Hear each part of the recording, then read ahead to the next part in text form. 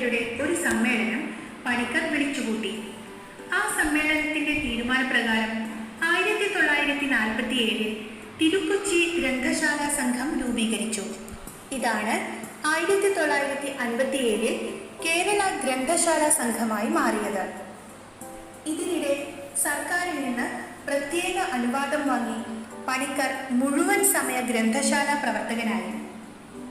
വായിച്ചു വളരുക, ചിന്തിച്ചു വിവേകം നേടുക എന്നീ മുദ്രാവാക്യങ്ങളുമായി 1972 ഗ്രന്ഥശാല സംഘത്തിന്റെ രജത ജൂബിലി ആഘോഷത്തോടനുബന്ധിച്ച് സംഘടിക്കപ്പെട്ട സാംസ്കാരിക ജാഥയുടെ മുൻനിരയിലും അദ്ദേഹം ഉണ്ടായിരുന്നു.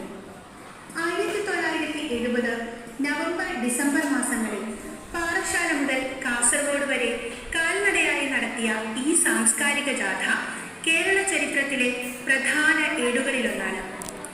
ഗ്രന്ഥശാലയില്ലാത്ത